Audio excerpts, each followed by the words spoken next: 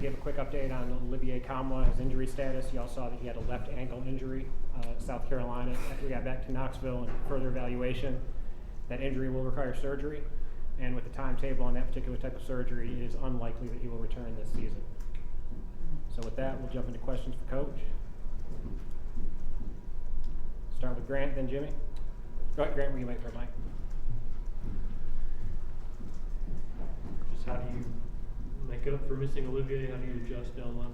Well, first of all, really sad for all of us with Olivier because he's become such a huge part of our program and this team. And you can just see the strides that he's been making every game. I mean, he just was getting more and more comfortable understanding, I think, so much about where he was as a player and what he needed to do for our team. But what that does, it opens up minutes that other people can grab, and there's every guy's here because we recruited him to be here, but whoever gets those minutes will be the best defensive player or players. I mean, that's because Olivier had started really doing some good stuff there. Obviously, his shot blocking, he gave us some rim protection, and so for the minutes that he obviously we could swing Josiah to that spot a little bit more, but we'll need some other guys, and it's a great opportunity for some guys, and we're going to see who wants to capture it and go with it.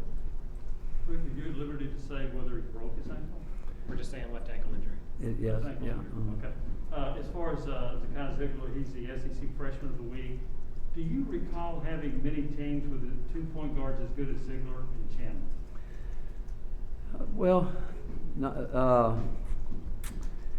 Our Final Four team and that team and that Sweet 16 team, those guys were had two of them but not quite as probably as dynamic. Two guys combined, that duo where they both can do a lot of different things, shoot the ball, they can get points, they can pass it. It's really fun watching those guys when they're playing good basketball, moving the ball and playing off each other with Santi and Josiah. It's really neat to watch it when it's going well like that. But I don't know if we've had two that of that magnitude, that where obviously we could move Zakai into the starting lineup, but he has done such a tremendous job, and I don't think that really matters to him. I think what's most important to him is that we win the game and how he plays, but he's been such a dynamic spark coming off the bench. It's really hard to take him out of that role right now. Yeah. Just with Olivier going down, what does Brandon need to do to kind of take his game to the next level? Well, it'll be Brandon, Jonas Aidoo. He'll have, we played Jemiah Mashak at the four some too. So again, between those guys, it's going to be who gives us the best chance to win basketball games, and it will get down to who's the better defensive player. We have that's what's, and they're all young. All three of them are freshmen, and we think they all have the ability to score, but what we need out of them is consistency on the defensive end, and that will be who gets those minutes. Ryan and Rob. I'm not saying he's going to get all those minutes because we can do some other things as well, but that's what's going to get guys on the court this time of year. You mentioned Jonas. He hasn't really played much in meaningful minutes this year. How close is he to you getting comfortable giving him that time? Well, what about week and a half, 2 weeks ago, you could tell he was starting to get where we wanted him to be, playing with more speed, and there's no doubt. I mean, he's the best rim protector we have on our team. I watch him do it every day in practice, and it's I do think he's grasping right now what it takes to play at this level, night in and night out, and he's still he's here because we think he's got a great future ahead of him, but we need him to expedite it right now. Same with Brandon. We need those guys. I mean, if they don't take advantage of it, it's on them because there's an opportunity there right now. Coach, with Jonas, when him missing all the time in November, did that set him back more physically or mentally, where he just couldn't catch up and can't kind of scout an opponent? Rob, I think both. I think that when you miss that time early in the year, you're coming in from a different level to this level and understanding what goes into it day in and day out, not just physically but mentally, and so I think that once he has been able to work through some of his physical problems he had to work through, and I do think what I was probably saying earlier, and probably didn't say it the right way, is that where I think he's gotten so much better in the last week and a half, 2 weeks is mentally, where I think he's starting to really understand it. He can be a factor, but it's probably harder than he thought it would be coming in, but that's true of every freshman. Go ahead, Rob. Two highest SEC, your two highest point totals in SEC play came last week, and they would also have to be Josiah's two highest point totals in the SEC. Is that a coincidence or is it correlated? No, I think it's a correlation. I don't think there's any question that, our older guys, they do a lot. I mean, we love to shoot the ball the way we did the other night, every night out, absolutely. Do I think we have the ability to do it? I do. But every game's going to be a little bit different, but there's no doubt. I mean, Josiah's impacted so many games, even when he's not shooting the ball great, but I tell you guys all year, even when he was struggling if you look at his percentages, people never left him alone. They respected him enough to know that he would make the shot, and I think the fact that he's continued to take those shots, I think what's helped him and our other guys shoot the ball better is that we're playing with speed. We're able to get the ball, move the ball. It's not sticking anywhere, and it's giving guys chances to get set up a little bit more and have their feet set and shoot with rhythm. But the fact is, when Josiah is playing well, if you go back since he's been here, he's impacted so many games with his defense, but when he starts impacting it on the offensive end, it takes us to another level. What do you see John Fulkerson fitting into the role moving forward? Well, again, I think John falls into that category too. There's minutes to be had there, and I do think John is playing with more speed himself. I think he now understands he has to do that. But between Uros, John, Jonas, and Brandon, those guys, I mean, they've all got a chance to get more minutes. But what like I've said many times, we're gonna go with the guys that give us the best chance to win, and we hope they'll all get consistent and find a niche and a role. And I do think Uros is in a good spot. I think John is. I think John's been doing some good things, and but we're gonna need some help out of those other guys. Jimmy, Grant, and Mike. Rick, what typifies a Ben Howland team, and what are your thoughts on Iverson Molinar there? Well, first, Iverson Molinar is right now he's a candidate for SEC Player of the Year. I mean, he's got it. I mean, if you could have a guard that can, I mean, he's phenomenal around the basket. I mean, you look at what he does around the rim, the way he's got everything you can imagine that a terrific guard would have.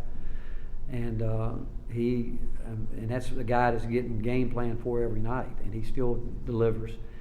Ben's a terrific coach. I think if you look at him, and what I've watched on tape, they're a terrific 2-point team. He's got guys. They're going to pound that ball in there.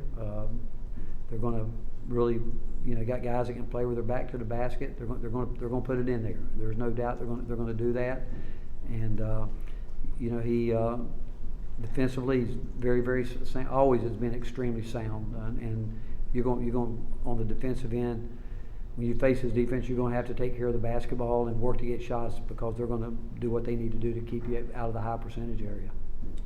What have you liked from Kennedy in his response since the Texas game? The best thing is what he's doing on the defensive end. I mean, that alone has changed Kennedy. Because I would say this not just about him, but any player.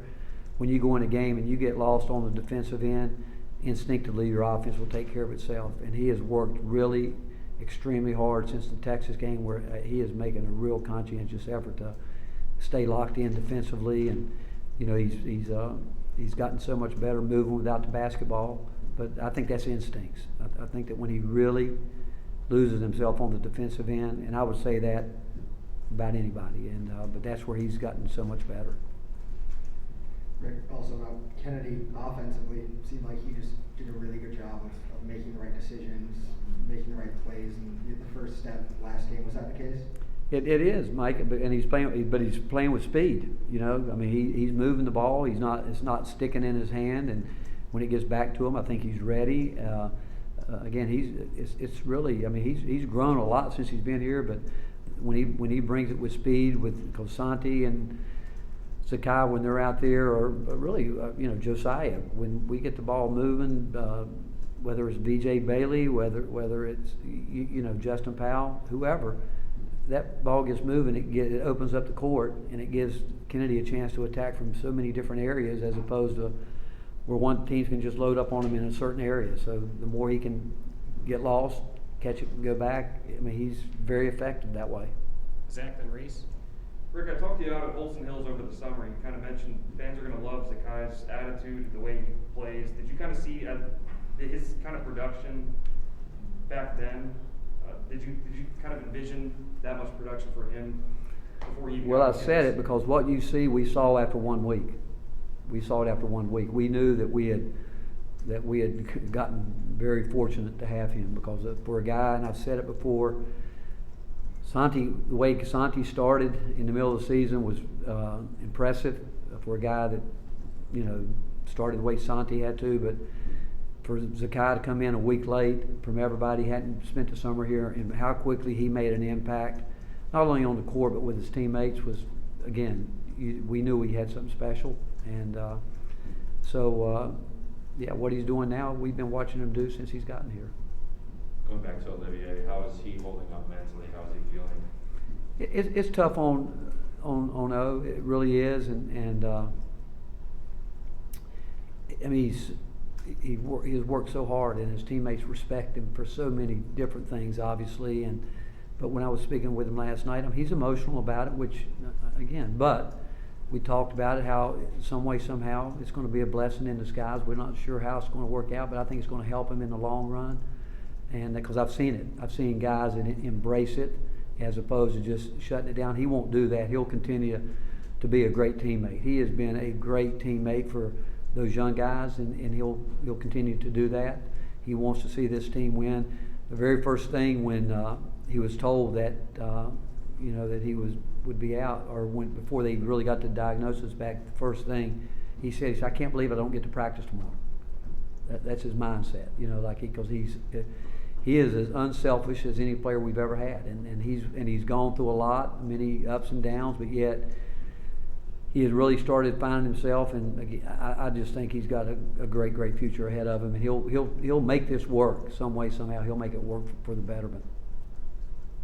Rick, I know there's not ever a great time for Olivier to suffer this injury, but just how frustrating is it that it comes now after it seemed like guys were starting to figure out their roles and the team was hitting its stride the last couple of weeks? It's sports, it is. That's what it is when you're involved in athletics, and you got to be prepared. You got to be ready. That's why we have a team, and that's why we encourage all the guys to never let go of the rope at any point in time. Those guys that, whether you want to say Jonas, whether you want to say Brandon, you name it, Zakai, Jemiah or Quentin. I say because you never know, and when that happens, you've got to be ready for it. And again, we hate it for O, and yet do we hate it for our team? Yes, but now there's opportunities for other guys, and we'll see if they can take advantage of it.